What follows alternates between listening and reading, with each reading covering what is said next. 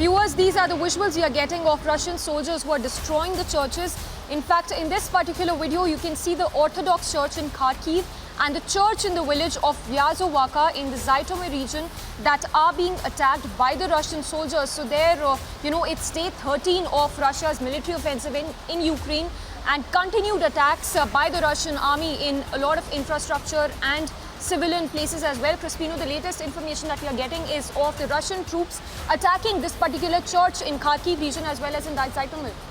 Well, Russian forces are not sparing even the religious places of worship. And as you can see here in the latest visuals that we're putting for our viewers on our screens of how the churches too are being attacked, especially in the Kharkiv and Zhytomyr region as well. So it just goes to show the impact of this war, that even religious places of worship, whether it's the synagogues or the churches, are not being spared. Now, earlier also we had seen how Naftali Bennett also spoke about, the synagogues being targeted with the Russian president as well, because there were a lot of concerns about the Jews in Ukraine, how they are being targeted as well. And here also we're looking at Christianity, also the Christians here who are also are targeted here. In this very visuals you can see how the churches too are being bombed. Now remember, this is the Orthodox church in Kharkiv and the church in the village of Vyazovka in Zhytomyr region, which has been a victim of the attack here by the Russian forces. The Russian forces, shelling these churches, and you can see the kind of damage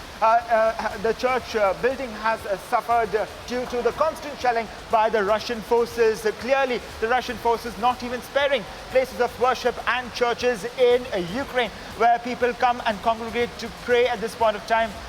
That's the latest visuals that we're getting to you on your screen of another church being attacked there.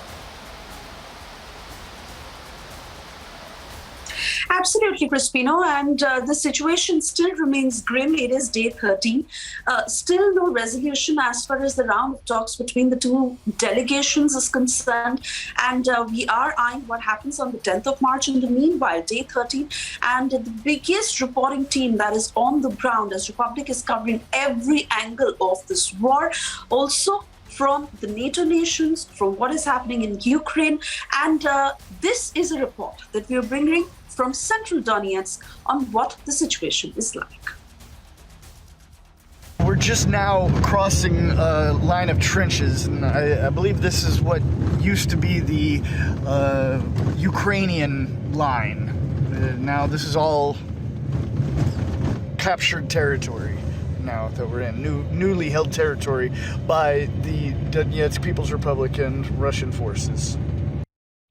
So we just realized we're driving down the middle of we're on a road, but we're driving down the middle between two minefields, and we're actually also seeing unexploded ordnance on them. So pretty interesting. A minefield with unexploded ordnance, like a double whammy.